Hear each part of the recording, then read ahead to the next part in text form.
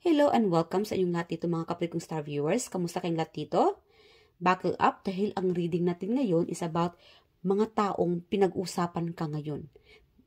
Siguro itong mga chismosa, mga marites, mga pakialamera, or people who admires you. Alamin natin kung ano itong kwento tungkol sa inyo lately or recently. So this is timeless reading. Whenever you watch this reading,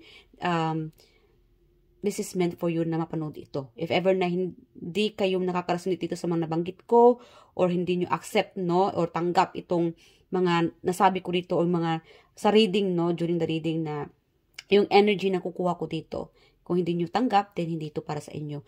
Again, bawal po ang mga sensitibong tao dito sa aking, during this reading. Kasi alam nyo naman, mga chismosa o mga chismis, there's a things na hindi totoo. So, it's still up to you if maniwala kayo o hindi, walang sapilitan dito. Dahil alam nyo naman, in reality, mga chismosa, mga chismis, marami talaga mga gawa-gawa, no? Or again, at least may clue tayo kung sino itong mga nagmamarti sa inyo or kung sino itong mga tao na nabanggit yung pangalan ninyo at kayo ang naging usap-usapan. Alright? So, again, this is collective, timeless reading. Kunin nyo lang mga kapatid kung saan ka nakakasunit. Kung hindi naman, hindi ito para sa inyo. Kung sensitibo kayo, then huwag nyo tong panuorin ang reading na ito. Alright? So, ready ka na mga kapatid? Kunin muna natin ang inyong energy, current energy at this moment. Alright? Spirit guide angels, wow. Meron dito talaga na hinihintay mo to.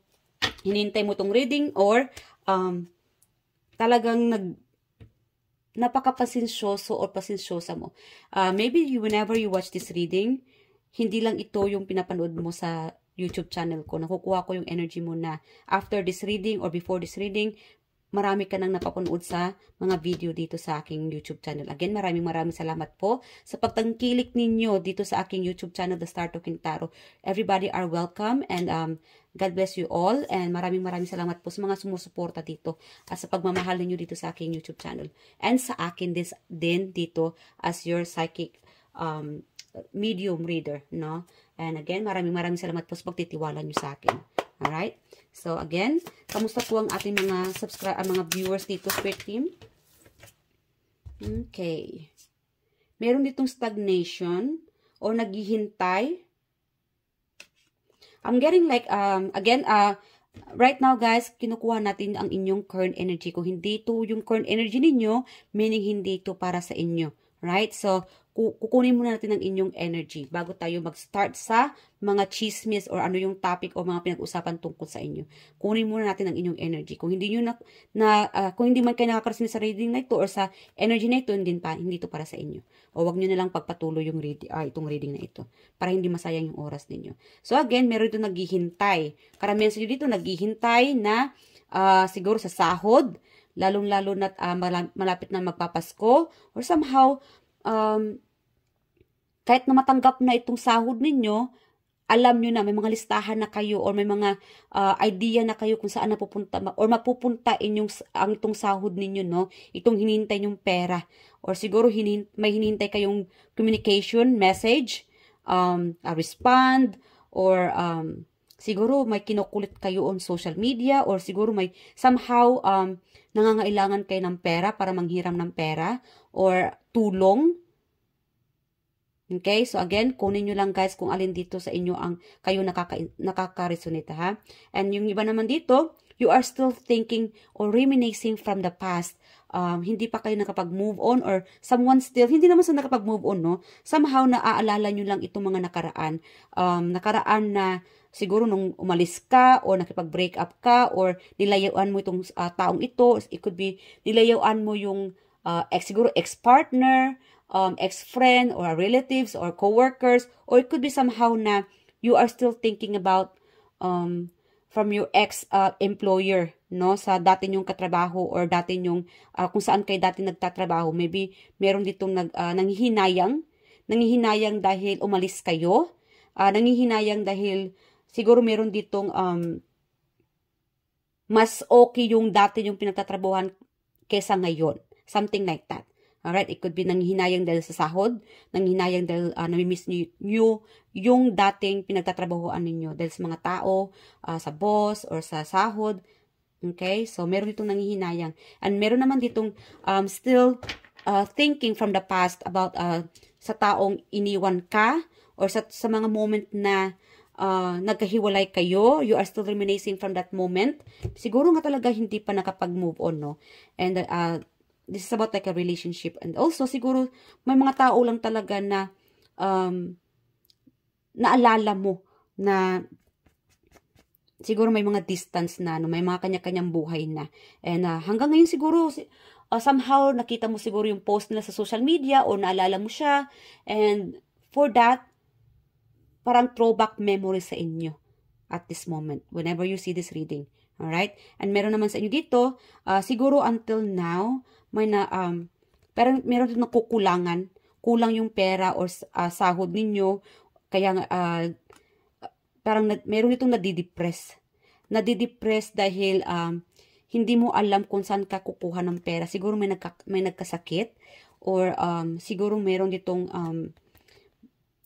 like again, unexpected. Nakukuha ko yung energy na unexpected may nagkakasakit and kailangan ng pera.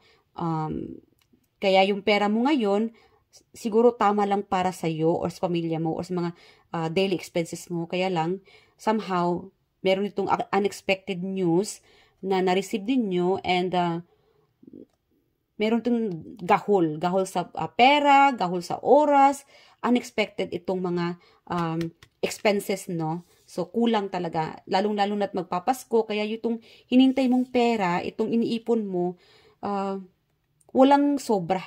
Napupunta talaga lahat sa mga daily expenses. Lalong-lalo na't kung may magkakasakit na pamilya or unexpected na pangyayari. Alright? Okay, so, ano pa?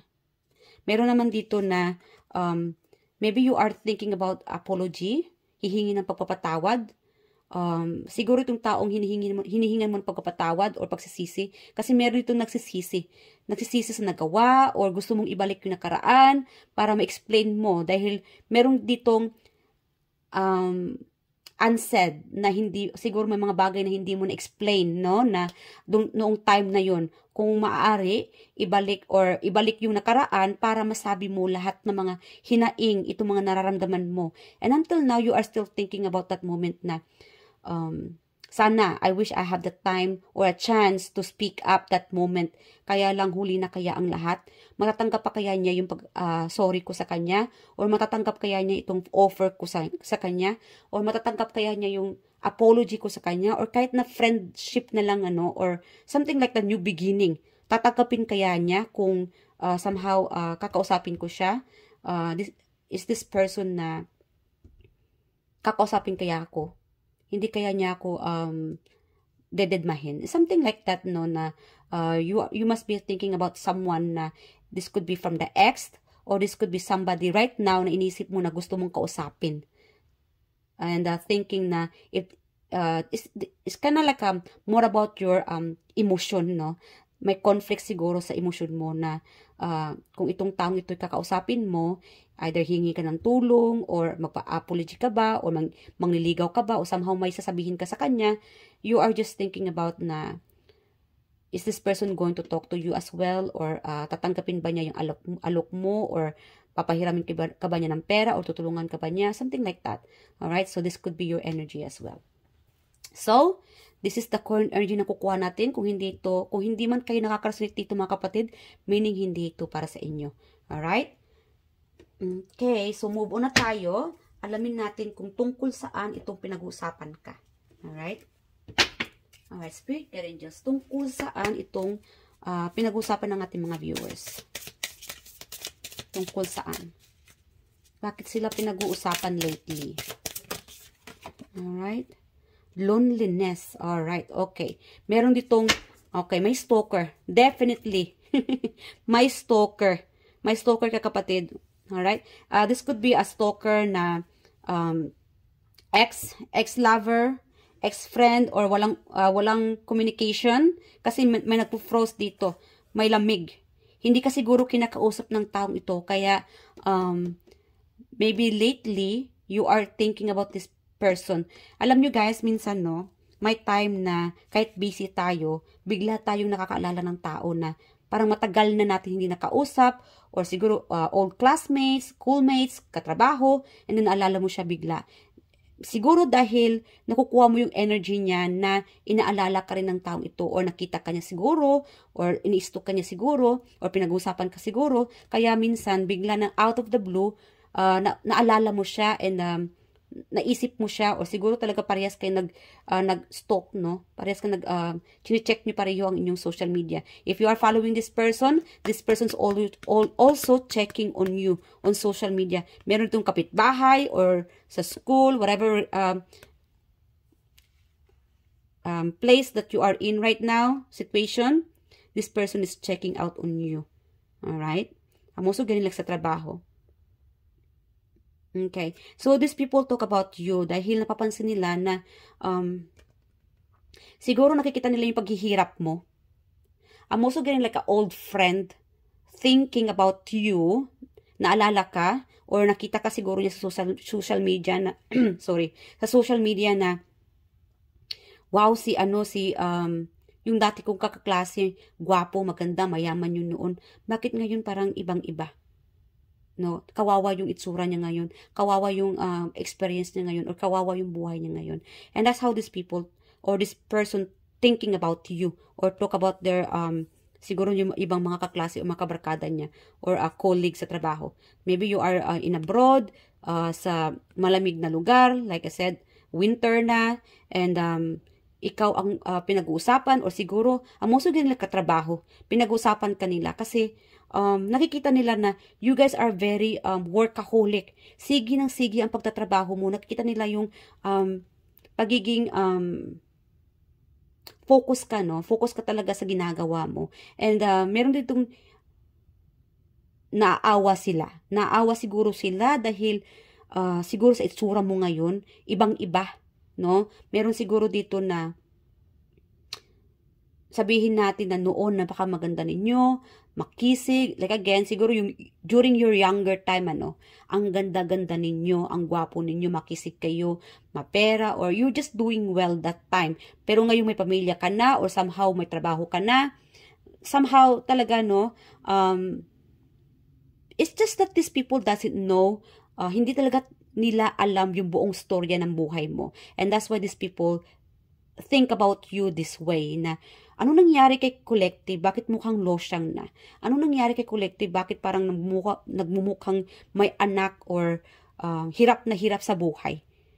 You know? Kahit na sabihin natin wala kang anak, nagpupusigi ka sa pamilya o sa buhay, is because ikaw itong nagpo-provide ng sa pamilya ninyo, sa mga magulang, sa mga kapatid, and it's just like in general, ikaw itong tumutulong, ikaw itong nagpo-provide, nagpapadala ng pera, sumusuporta sa pamilya, and you just don't care. I mean, like again, karamihan sa inyo dito mga kaibigan kong, mga kapatid kong star viewers, you are just focusing about your finances sa pag-iipon. Kahit na gaano pa kahirap itong buhay mo, kahit na nagkaroon ka na ng, kasi meron itong hiwalay sa asawa, or crisis, no, kahit na nag-abroad ka, or kahit anong hirap, or kahit na sa kahit anong pursugi mo sa pagtatrabaho, naghihirap ka pa rin. As long as, you know what, ganun talaga ang buhay, mga kapatid.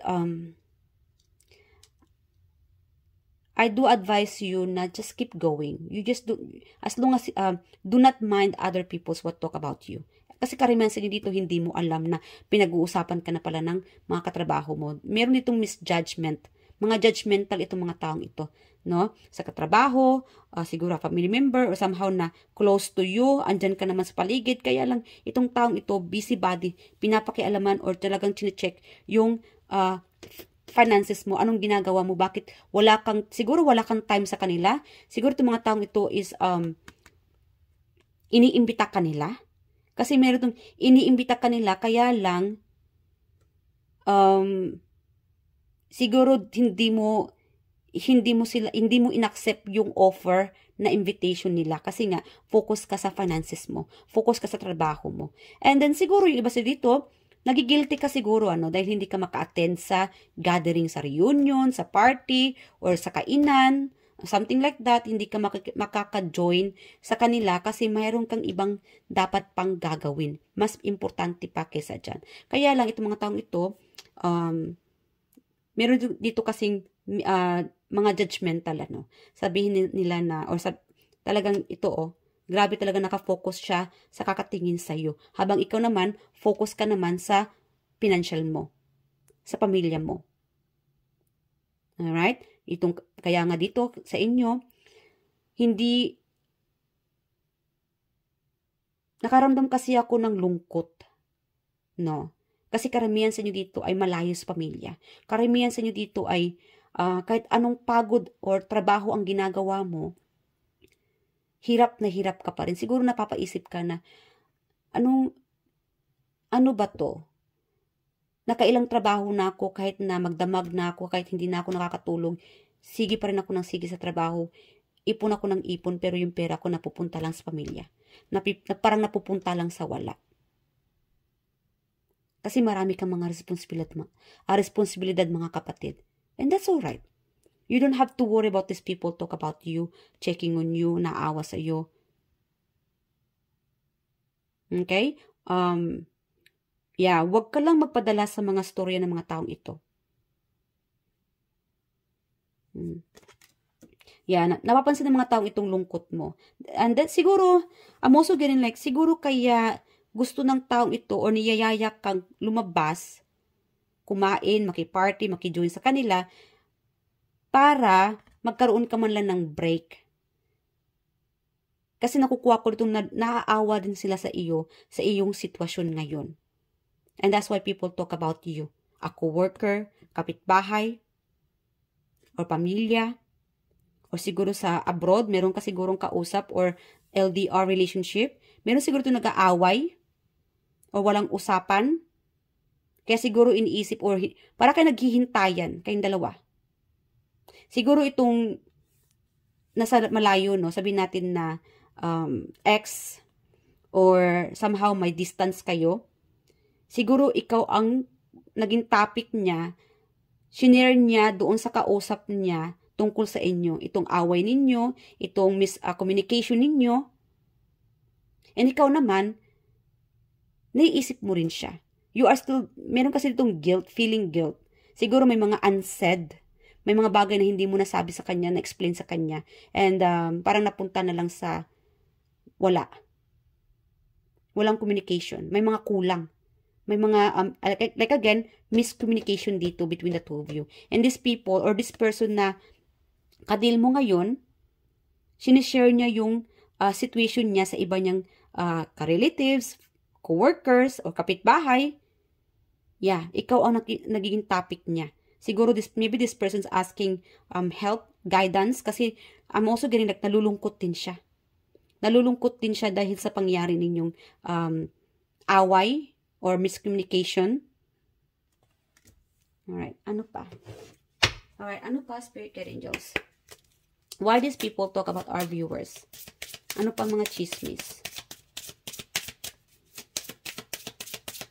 Okay. Wealth. Alright. Meron naman ditong pinag-uusapan ka. Talaga mga marites, minamarites itong wealth mo. Lalo-lalo na kung ikaw itong may pera. Sagana sa buhay. Kung ikaw itong masagana sa buhay, may pera, maganda yung finances ninyo ngayon, chinecheck ng taong ito anong ganap mo. Wow, marami kayatang mga alahas. Pinapansin ng taong ito yung totoong detalye, yung buong detalye ng mga suot mo, buhok, parang head to toe. Chinecheck ng taong ito ang ganap mo. Siguro maganda ang buhok mo. Meron ito na ina-admire ka, kapatid. Ina-admire niya ang pagiging successful mo.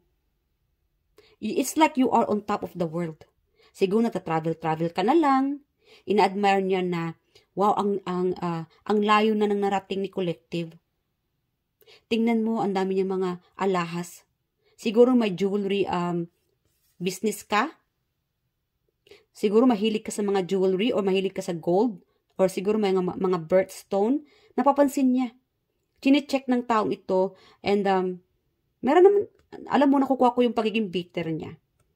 Pagiging bitter ng taong ito. Kasi I think ang topic ng mga marites na ito is about you wearing your jewelry. Tingnan mo na naman si Madam ganito ganyan. Si Sir ganito ganyan. Yung mga alahas. Yung pagtalikod mo lang, yung mata nandoon na sa mga alahas mo. Yeah. Kahit nasabihin natin tapos na yung kwentuhan nila, no, pagmamarites nila, yung isa andun pa rin, nakatutok pa rin sa iyong mga sinusuot, ano yung mga ginagawa mo sa buhay. Siguro sa mga party or sa trabaho or whenever you are sa social media, para kang bituin, kumikinang sa mata ng taong ito. Lumalaki talaga ang mata niya pagka nakita niyang nakasuot ka ng alahas. Siguro nga, ikaw talaga itong nagsusuot ng mga alahas, yung mga malalaking alahas. And this person's really like into you. No? Chine-check niya yung anong suot mo, itong mga alahas mo. And then, instead na ma-inspired siya, kasi totoo naman na inspired siya, no? Kaya lang, instead na ma-inspired siya, pinagchichismis niya doon sa iba niya mga kaibigan or katrabaho or colleagues. Tingnan mo si Collective. Tingnan mo yung alahas niya. Kumikinang na naman. O gold na naman, malalaki na namang sinusuot niya. Hindi naman, nag-iiba. So, sabihin natin na inggit na, no? Napunta na sa inggit itong taong ito sa iyo. Instead na ma-inspired siya, nagiging inggit na. Siguro, palaging topic niya is ikaw dahil lagi nakasuot ng mga jewelry. Dahil ikaw tong tao na parang halos kumikinang na, no? sa mata ng mga tao. Siguro, pansin ka talaga, mga kapatid. Nag-aagaw pansin ka sa mga marites na ito. Ito na naman si Geto ganyan. Agaw pansin ka dahil maganda ka sa kanila. Agaw pansin ka dahil maganda ang kutis mo. Agaw pansin ka dahil maganda ang buhok mo. Agaw pansin ka dahil nagsusuot ka ng mga alahas or yung mga fashion style, no? Okay? Yeah. Meron naman itong stalker. Again, nasabi ko na kanina yan, no? Yung stalker. This person is stalking you. Kasi nakuha mo yung pansin niya. Sa ganda mo, it's like kumikinang ka talaga sa mga mata niya. This person's really like, parang hindi na umaalis yung mata niya sa social media or somehow, kung nakita ka niya sa social media, kapitbahay, chine-check ka talaga ng taong ito. Grabe. May pagnanasa ang peg. Ano pa? Ano pa, Spirit Team Angels? Ano pa ang tungkol sa mga chismis na mga taong ito, mga marites, sa ating mga viewers? Okay. So again, meron ditong concern, ha? May concern tungkol sa inyo dahil nakikita nila yung paghihirap mo. Naawa ba? Ano pa? All must have prices. Okay. So, maybe these people talk about you dahil somehow, whatever happens sa inyong sitwasyon ngayon, you might be facing your karma.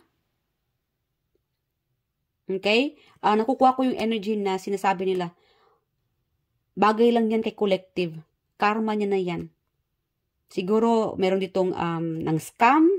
I don't know kung sino dito sa inyo ang ng scam or siguro hindi nagbayad ng utang or hindi nagsabi na totoo. Meron dito sigurong kinarma and that's why these people think about I'm sorry guys, ha. Ang nakukuha ko yung energy, bagay lang to sa tao na it's like a karma. You receive the price that you're supposed to receive. Whatever you did before, it could be in a relationship, siguro meron itong nag-cheat or nangaliwa, or maybe may nangutang na hindi na nagbayad, or siguro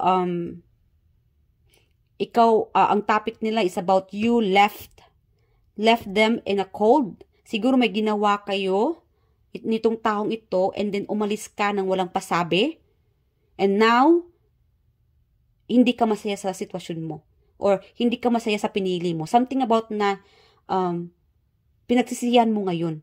And that's why people talk about that. No? Siguro, kasi nakuha ko yung energy na deserve mo yan dahil iniwan mo siya sa ere. Deserve mo yan dahil umalis ka nang walang pasabi. Deserve mo yan dahil ito ang pinili mo. Deserve mo yan dahil, again, whatever situation you are in right now, crisis, paghihirap, or loneliness, nalulungkot ka, it's because of what you have done. Maybe you guys are facing your karma at this moment. Guys, wag tayong magalit, wag tayong malungkot. Everybody faces our own karma.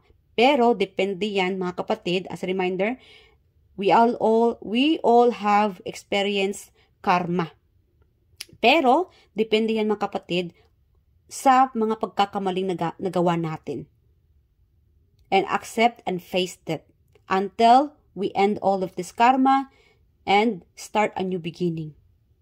Always pray and believe in yourself. Manalangin kayo palagi, and whatever you have done, kung ano yung nagawa niyong pagkakamali, as long as meron kayong realization dito, okay? Siguro may nangaliwa dito, and people know about it. And then now you are dealing your karma. Okay? So whatever you guys did before, this could be from the past, current, as long as accept mo yung pagkakamali mo. Tanggap mo yung pagkakamali mo at humingi ka ng pagpapatawas, Panginoon. And face your karma. Deal with it. Wag ninyong talikuran itong karma, no? Because the more natin talikuran ninyo, ini-ignore ninyo, mas lumalaki at lumalaki pa ito. Face it, fight for it, and humingi ka ng pagpatawad. And then once it ends, and then the universe will give you a chance para hindi na maulit muli. And that will be a lesson for you to learn. Okay? So, ano pa? Alright. Okay. So, guys, pakilakasan na lang ng volume, ha? Pasensya na, hindi ko kayo napapariman dito.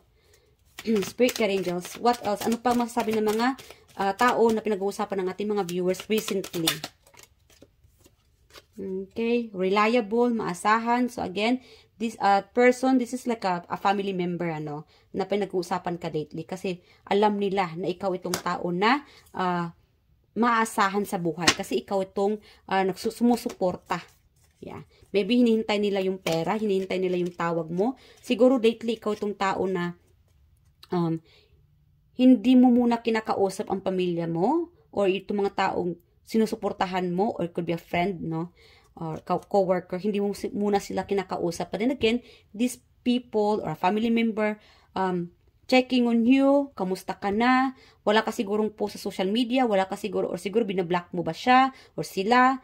Again, there's like a group of people, or there's a person specifically na chine-check ka niya, kaya lang meron itong block eh.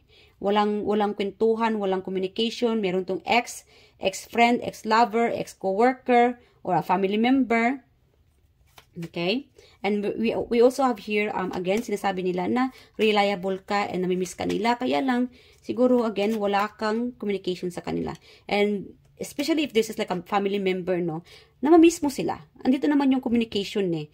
Kahit na siguro hindi ka siguro ready na kausapin sila, no. Siguro ikaw tong tumalikod sa kanila dahil whatever situation you are in right now, or that time, namimiss mo rin yung moment na happy family kayo, masaya kayo, or family or friends, no, na masaya kayo noon. Kaya lang, siguro, meron ditong mas nangingibabaw yung pride, yung ego, no.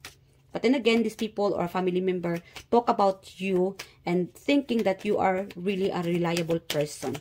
They are still, they miss you, no. Namimiss nila yung dati, or siguro namimiss nila yung ikaw na mag-communicate sa kanila, kasi meron itong pinopost mo yung communication, parang wag na muna. Somehow may nalulungkot ka ba? Ewan ko. Meron kasi ditong nalulungkot eh.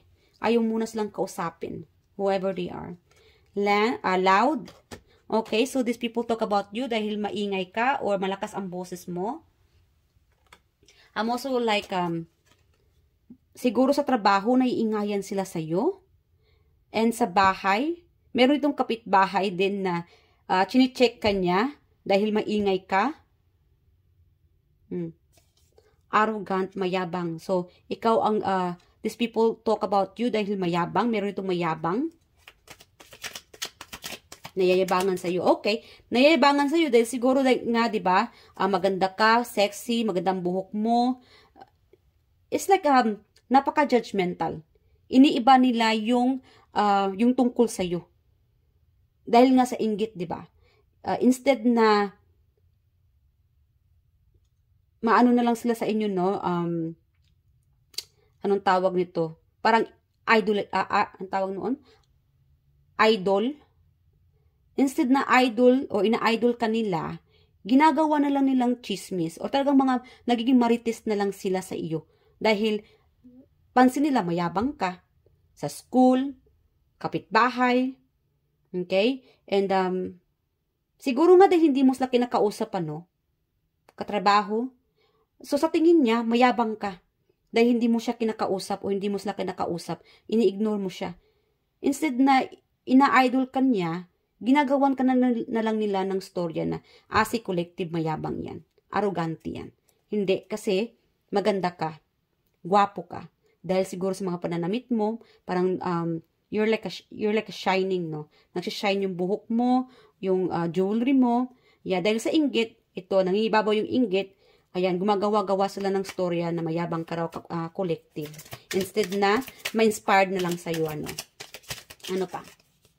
You are afraid of someone might stab you in the back. So, okay, nakukuha ko yung energy na yung iba sa inyo dito, kaya siguro hindi ka lumalapit sa mga taong ito dahil alam mo na siguro mga chismosa itong mga taong ito. You can sense them. Meron ditong napaka-psychic. You can sense or nasasagap mo yung energy nila na napaka-chismosa nito or nakukuha mo yung vibe nila na ikaw ang topic nila. Dahil alam mo na pag-usapan kanila, sabihin natin na in front of you, ang bait-bait nila. Hold on. Sabihin natin na in front of you, ang bait-bait nila sa'yo, kinukompliment kanila, Uy, ang ganda ng jewelry mo, ang ganda ng suot mo, collective, ang ganda ng buhok mo, ang ganda ng makeup mo, ganyan-ganyan, ang gwapo-gwapo mo, ang kisig-kisig ng katawan mo.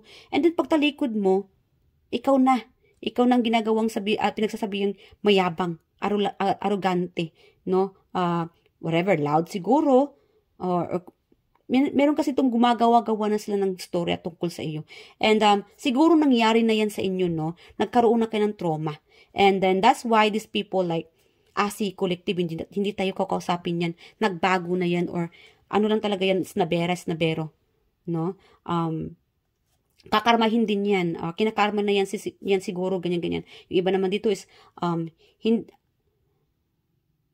hindi mo lang sila kinakausap. It's because you have this feeling na mga bitter itong mga taong ito, mga inggit itong mga taong ito. Kaya umiilag ka na lang sa kanila.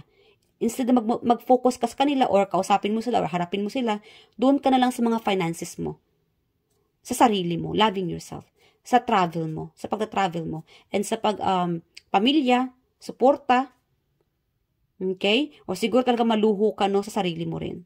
That's the energy that I'm also getting. Kaya lang, meron lang talaga mga judgmental na mga tao sa paligid natin, And, especially na nangyari na sa inyo na nagkaroon kayo ng mga kaibigan or coworker or colleague na ginagawan kayo ng storya and you have learned your lesson. Kaya ngayon, pili na lang itong mga tao na kinakausap ninyo. Kasi itong mga tao sa paligid ninyo, nararamdaman mo na hindi sila trusted.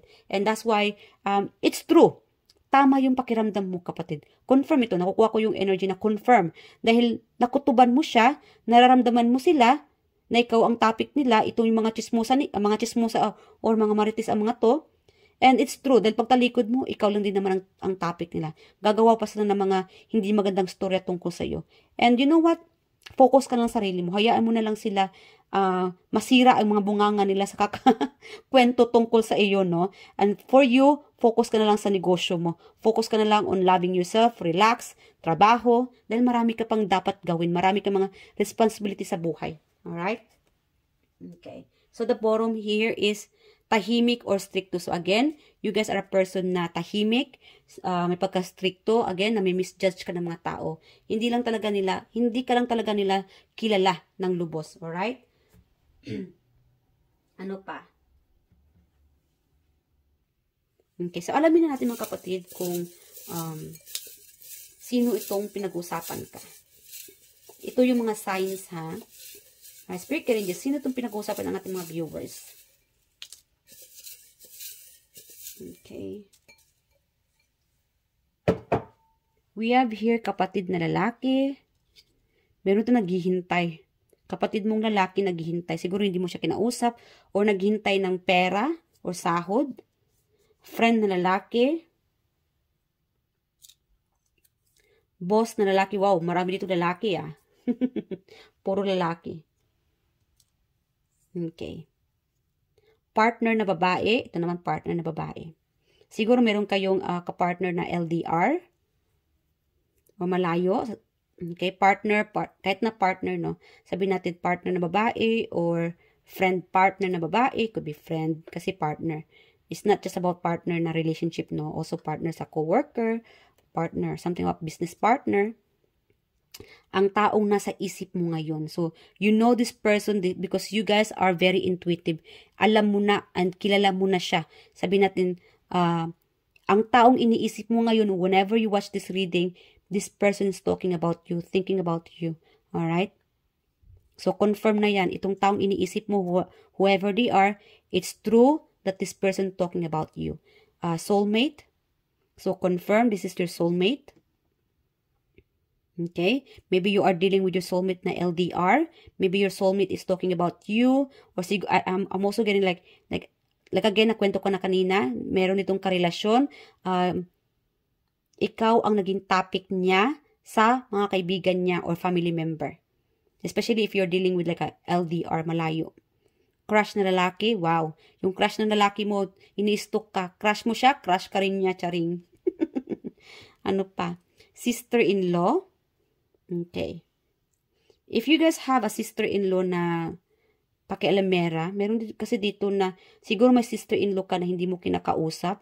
Kaya lang itong sister-in-law mo parang may pakialamerang sister-in-law for some reason. Nakuha ko yung energy niya na pakialamera. I'm sorry guys ha, but hindi to para sa inyong lahat ha. Para to sa tao na makaresonate dito sa reading na ito. Okay? Kasi ito ay general reading, hindi ito private reading. Hindi ito para sa isang tao lang. Para ito sa tao na makakaresonate dito. We also have here wife confirm, partner na babae or wife. Alright? Na ikaw ay naging topic niya. Siguro topic ka ng person mo dahil nakita niya itong paghihirap mo. Siguro humihingi siya ng tulong, natulungan yung partner ninyo o matulungan ka. Kaya napagkwento ka niya sa iba or sa kapitbahay na mare or pare, pakitulungan naman itong partner ko naghahanap ng trabaho kasi kulang itong pera namin or siguro may nagkasakit. No? So, like again, meron ditong partner ninyo current partner ninyo na ikaw ang naging topic niya sa mga taong malapit sa kanya, humihingi ng suggestion or tulong, siguro extra income humihingi ng tulong. So, yes. And also getting like your partner is stalking you. Yeah, meron ditong chinecheck ka. Okay, chinecheck. And again, guys, chinecheck ka because your partner is really like into you, no? Yeah, you are on top of the world. Ikaw lang. And I'm also getting like, you might be soon getting engaged. Meron itong engagement. You might be receiving engagement. Siguro itong partner mo, especially if you guys are in a long distance relationship or ka-chat mo lang, hindi pa kayo kasal, wala pang wedding dito, ano. Maybe your ka-LDR, maybe your partner is like planning on proposing, wedding proposal, ano. So, sorry ha, baka ito ay, sorry, at nabunyag ko itong, tinatago niya. Kasi meron itong tinatago pa niya. And, parang post muna or hindi muna niya sinasabi yung plano mo kasi ito ay, siguro humihingi siya ng tulong sa pamilya, katrabaho, kapitbahay, whoever they are. Ikaw ang naging topic niya. Humihingi siya ng idea on how to propose, kung paano siya mag-propose sa iyo. Okay, so pasensya na ha. And dahil nasira ko yung spoil ng person ninyo. So, this is very specific, ano. Alright, so yes or no na tayo mga kapatid. So, that's the reason kaya ikaw ay naging usap-usapan ng mga taong ito. Merong mga bitter, meron namang love, and meron naman ditong naaawa sa inyo, ano. Okay. Alright, Spirit Guide Angels. So, post nyo muna yung reading, mga kapatid, and the answer will be yes or no. Okay? Post nyo muna and meditate ka ng konti, and then ask the universe your question, and the answer will be yes or no.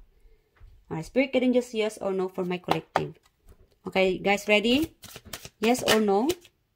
So, we have here no. We have here defeat. Defeat, surrender, change, walking away, self-sacrifice, self-sabotaging behavior, understanded behavior, deception, lack of communication, aggression, bullying, intimidation. Siguro you are feeling bullied, no? Feeling defeat, talunan, feeling down. But then again, guys, maybe you are facing your karma at this moment, yung iba sa inyo. And again, yung iba naman, ganun talaga, meron talaga tayong mga ups and down. So, patuloy pa rin ang ating buhay. Huwag kayong tumigil sa ginagawa nyo ngayon. As long as wala kayong pinapahamak na ibang tao, focus na lang kayo at manalangin kayo palagi sa Panginoon. And, always pray and, surrender. I-surrender ang inyong mga worries, ang inyong mga problema, ang itong mga nagpapabigat ng inyong dibdib, ng inyong puso, and surrender nyo yan kay universe, and then soon, you will be feeling light. Magaan ang magiging pakiramdam ninyo soon when you are done with all of this karma or karmic situation. Alright? So, hanggang dito na lang, mga kapatid. Sana ay naka-resonate kayo dito. And I love you guys. And again, before mag-end dito, I'm also getting an energy of, we have here defeat. Hindi kayo talunan. Walang talunan dito. Okay? You guys are ahead of these people. Okay? Kahit na itong mga bitter sa mga taong ito, itong mga marites, itong mga panira, let them be. As long as you are doing well. Okay? Yes. At ikaw itong nagpapakatotoo. Huwag mo silang pansinin. Because at the end of the day, ikaw pa rin ang panalo. Hindi sila.